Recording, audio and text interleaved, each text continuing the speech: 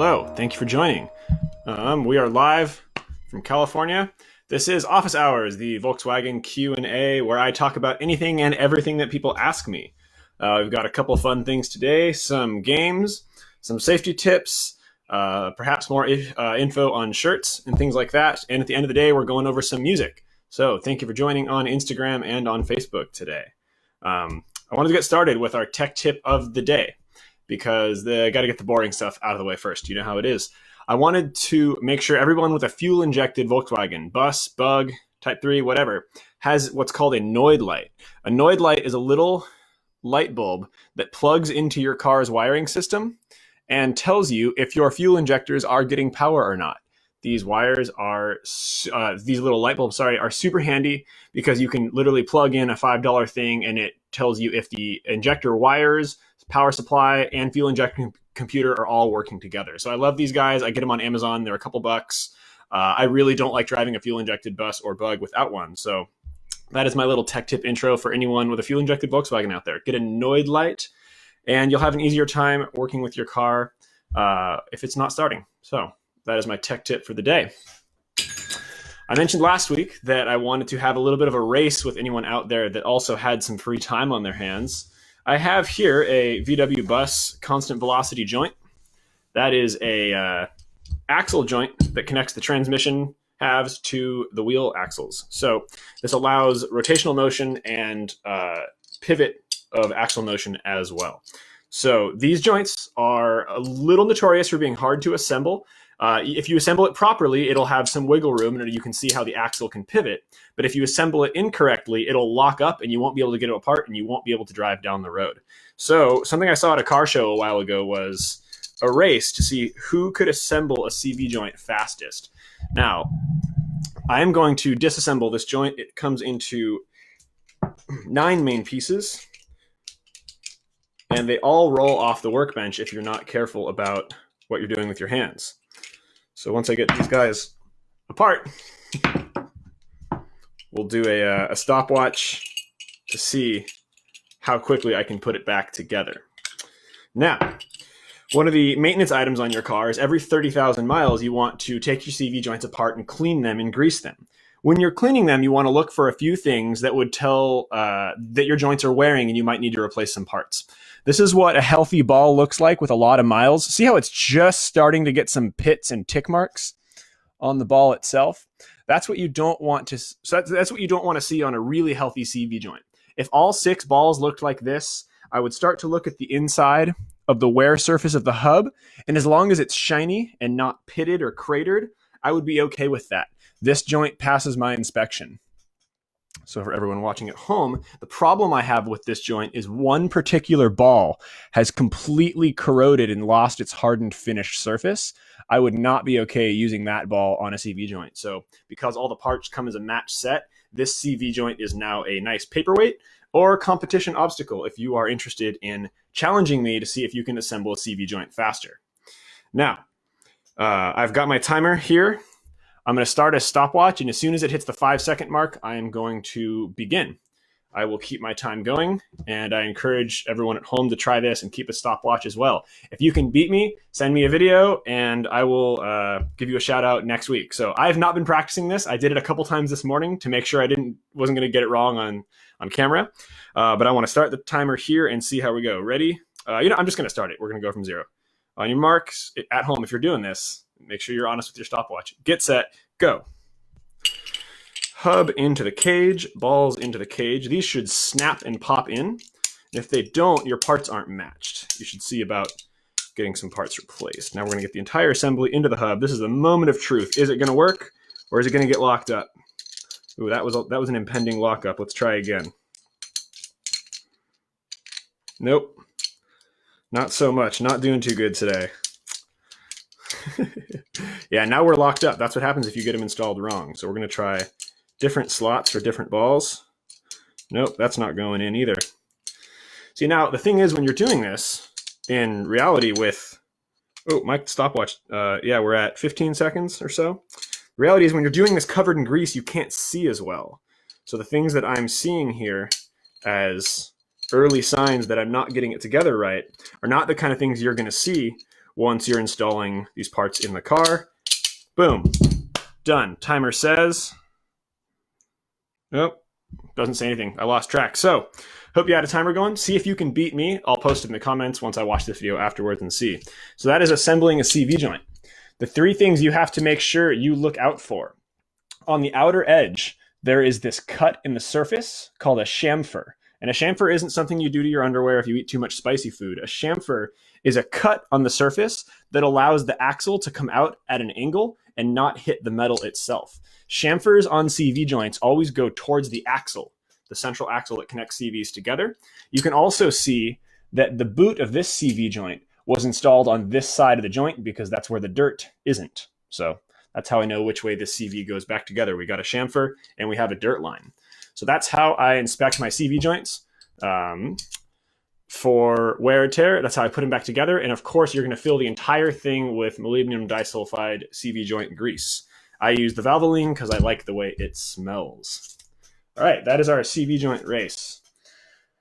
This brings us today to our question and answer. I got a few fewer questions this week, but I have higher quality questions this week. So I wanted to thank everyone who sent in an awesome question. And I wanted to say that I am not completely prepared because the first question is, Robbie, what are your top 5 dream cars? And that list changes every so often. I couldn't even put a picture list together to show y'all watching this right now. I know that somewhere on there's a convertible Porsche. I know that somewhere on there's some really fast cars, but number 1 on that list is an orange and white VW bus. So I don't even care what numbers 2 and 4 are because I get to drive number 1 anytime I want.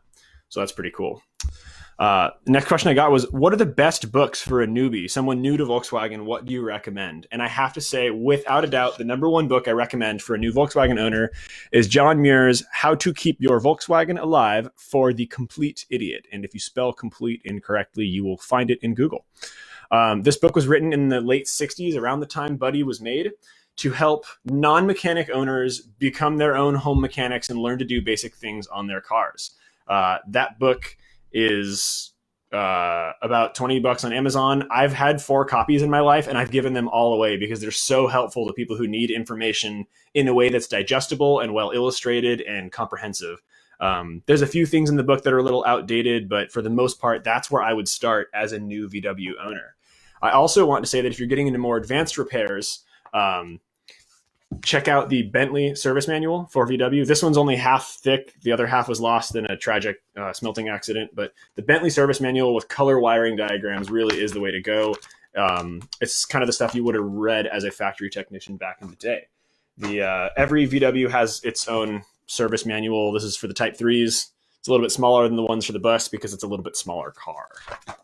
I've also found that each individual VW model has some of their own in-house service manuals. This is one for an early bay window bus, known affectionately as the Good Book. The Good Book is a little more comprehensive about each step of every process you'll work on your car, and it has a few more pictures than the Bentley manual itself. This one's also applicable only to early bays, so I find it more helpful for when I work with Buddy. If you are a fuel-injected car owner, I mentioned the Noid light earlier. If you are a fuel-injected car owner and you like to know how things work, I have a soft spot for the Bosch Fuel Injection and Engine Management book. If you're on Instagram, get a mirror and you can read that. If you're on Facebook, there you are. This was written by Charles Probst, an engineer who worked with the Bosch injection systems, and it has all kinds of cutaway drawings and diagrams about the different components of different Bosch fuel injection. It also talks about troubleshooting, diagnostics, and just what all the components do. And I found that this is a really helpful resource if you have a more methodical mind like me. If you like drawings and doodles, some web searches are going to be better off to find this kind of information. Cool. So something else I was asked this week, do you carry a fire extinguisher or a blaze cut? Why or why not? I always carry this fire extinguisher with me when I'm traveling in Buddy.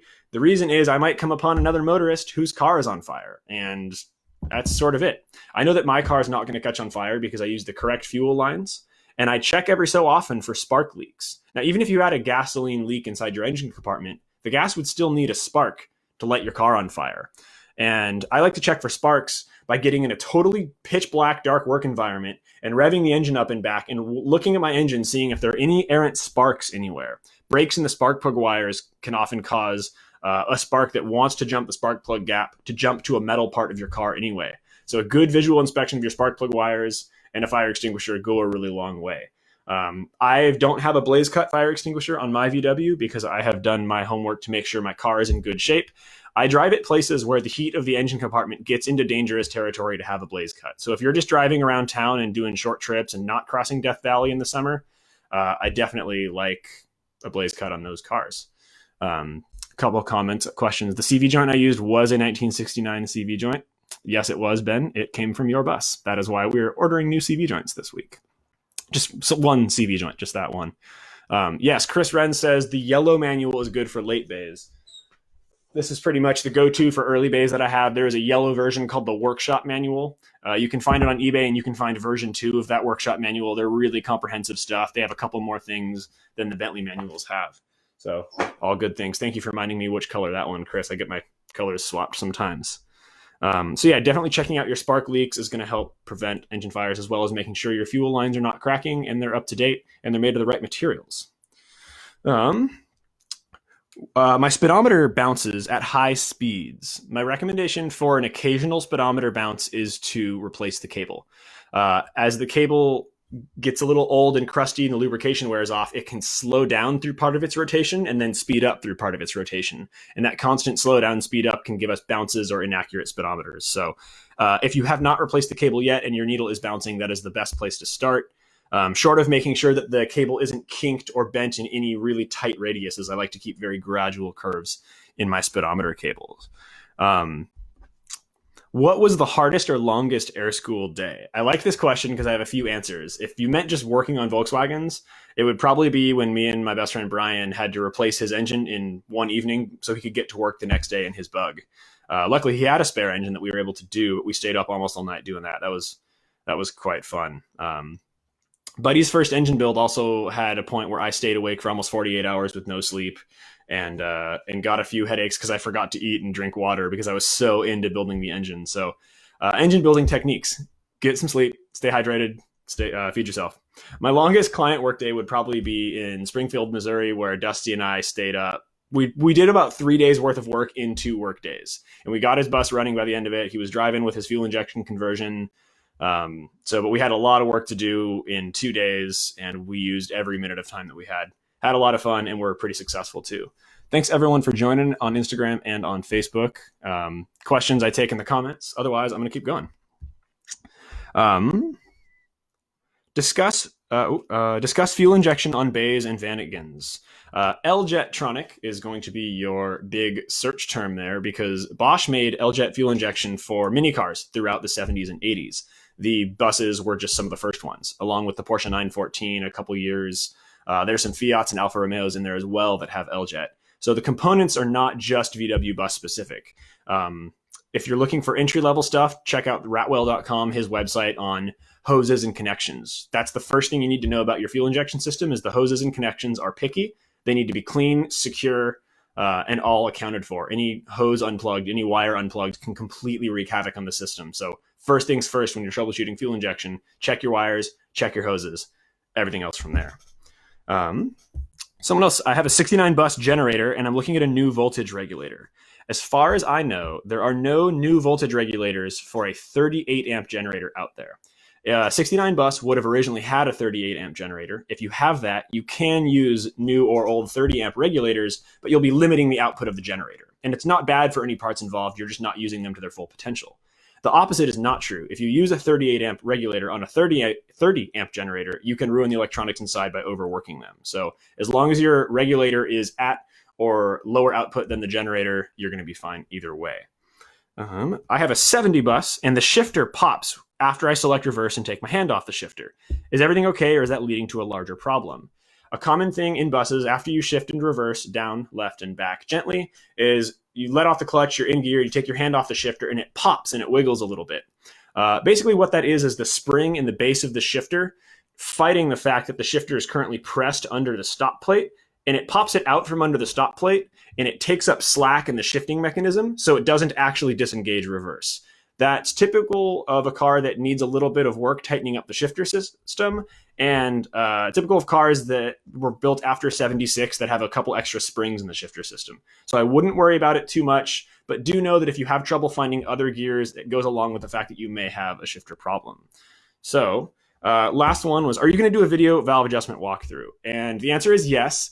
Last month, I ordered a head mount for my video camera so I can do a technical procedure and narrate, and you can see what my hands are doing instead of just staring at my face the whole time. Because, I mean, these videos are great and they're good fun, but you're not going to learn how to work on your car just by listening to me talk. So we're going to try to do a technical valve adjustment video as soon as I get my forehead tripod mount for my camera. Another question I got was, when are you doing t-shirts? And I do t-shirts when I feel like enough people are expressing interest in them. So if you're interested in a super cool bus shirt like this, or maybe one of my older shirts with the big Air Schooled logo, just let me know, and that'll kind of give me a feel for what people want. If people want something or something else, I'll probably do that. Nothing's certain right now, so let me know. A live question: what is your opinion of adding disc brakes to an early bay? I would rather be driving than working on my car, so I will stick with my drum brakes. That's about it. Joe says, hot start issues with a 34 picked 3 carb, not vapor lock, carb built by Volksbits, but something still isn't working. So Joe, I have to ask about your basics. You got to make sure it's not like a common cold before you go diagnosing pneumonia. Valve adjustment, points, timing, dwell, all that kind of stuff has to be taken care of.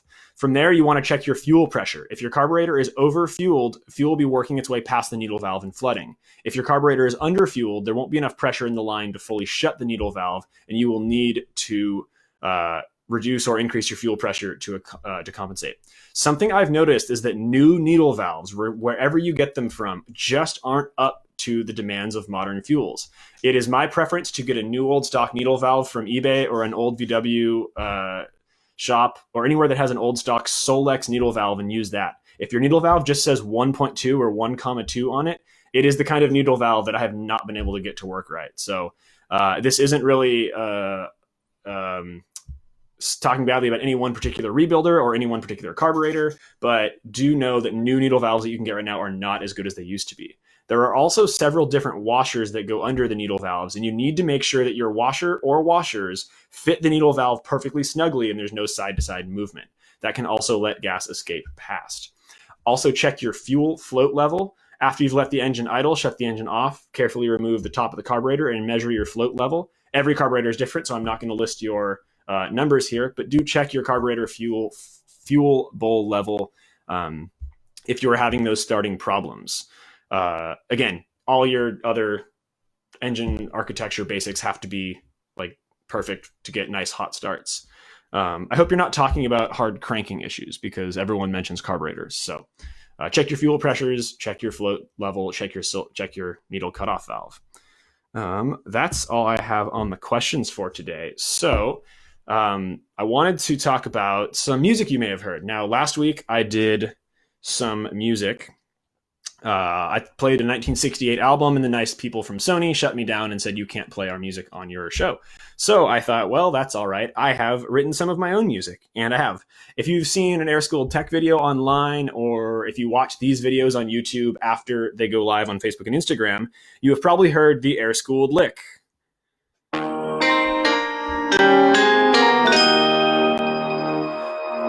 So one more time, just so you get it in your ear. If you have heard the Air Schooled lick, then you have also heard a bit of a piece of music I wrote called Time Lapse. Time Lapse is a composition for Wind Symphony that I wrote in 2011 that, here's a bit of the score. Ooh, I hope you can see that. Got some sheet music there. Instagram's having a hard time. There we go. Time Lapse is a piece for wind ensemble that it's about 10 minutes long. And that is the first melody of the piece. The piece itself is based on like a sunrise over a desert and spending time in a desert city. The first instance of this melody you're going to hear is pretty early on in the piece, but I wanted to play a main section from the piece. This is the melody that is the Air Schooled lick in its original form. You're going to hear it in the brass section, kind of sounding like bells very slowly. Here we go.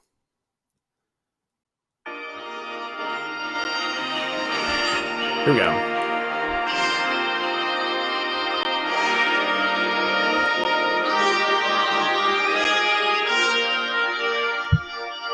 So that was a slower version of the air-schooled lick.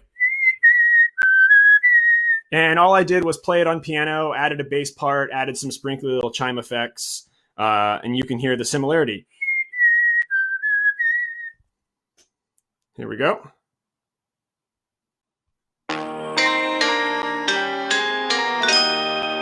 And there it is. So that's the background from the little blurb of music you hear. I was going after the sort of vibe of like 90s educational PBS television, where it's like, the more you know, the rainbow above your head with the stars. That's really the vibe I was going for. So I'll try to make that a ringtone available on iTunes. Thanks for the idea, Ben. Love it. Chris asks, what drivability issues would you experience if a single port intake manifold was plugged with carbon? 1970, 1600. I'm assuming what that meant was the heat risers in the manifold, not the actual manifold itself. If the manifold itself was plugged with carbon, you'd have way bigger issues than some slight drivability problems. The heat riser's job in a Volkswagen Type 1 engine is to bring heat from the exhaust system into the intake system. And the reason is the venturi inside a carburetor, the hourglass-shaped main throat of the carburetor, is a sort of endothermic reaction. Now, this isn't actual chemistry. This is BS chemistry, so don't quote me to your professors. But as air is sped up through a venturi, it's almost like putting your finger on the hose, putting your thumb on the hose to increase pressure. It increases the velocity of whatever fluid goes through it, and that's exactly what's happening in the carburetor. But when a gas goes through a venturi and speeds up, it drops in pressure, which also, changes pressure. Don't know if it drops or increases. It changes pressure, which cause an absorption of heat, meaning the air and the fuel are actually absorbing so much heat out of the manifold that moisture in the air can start to freeze. We call that icing. You'll typically notice it at light throttle when you go to accelerate slowly, and you can get past it if you mash on the gas. And all the mashing on the gas does is get your accelerator pump to squirt more fuel down the carb to overcome this engine inefficiency. So if the engine is a little tricky between first start when you're on choke and everything's all hunky-dory, and it gets a little weird, and then once the engine's warmed up, it drives fine. After checking to make sure the choke was adjusted properly, I could theoretically see that the heat risers may be causing your issue. A quick test of it would be to do a half an hour drive, primarily highway if you can, and then measure both sides with an infrared temperature gun. Like this. Check that gun on the right side and the left side. One's going to be hotter than the other because there is a flow. So as it flows, it cools off as it warms up the intake. I don't care which is which. Your car doesn't either. But just make sure that you're getting a triple-digit number. I'd like to see over 300 degrees after a half an hour of driving. My record's somewhere at like 450 after 2 hours of being floored on the freeway. So you want to see hundreds of degrees at one of them and well over 100 on the cooler side still after a long drive. If you're getting good temperatures there, my guess would be you're somewhere in choke adjustment, never land. So check those things out. If anyone asked questions on Instagram, I have to, here we go. I have to scroll a bunch, but what are the most miles you have driven, buddy, on a day on tour? Ooh, in one day on a tour, my record is 700 something. Salt Lake City to San Diego, California, without stopping for anything besides gas and French fries. I wouldn't recommend it. It was cool to do one time. Off tour, I've driven 930 miles in one sitting from San Diego to Bend, Oregon. I took a 2-hour nap in the middle and otherwise just drove straight. So those are some of the longest drives I've done, which is why I don't really think that you have to stop and let your car cool down every so often, because the cars can just go forever. So that's all the time I have for today. To play us out, we have the Air-Schooled Lick by Robbie McCarthy. I'll drop links in the bio, links in the Facebook section, so you can hear those and you can review them at your own leisure. Check out Time Lapse for Wind Ensemble if you like contemporary classical music, and hear some great wind playings by the University of North Carolina, Chapel Hill. Thanks for watching, everyone. I will see you next week. Questions in the comments below. I will answer if they are legal and I am able. See you next time.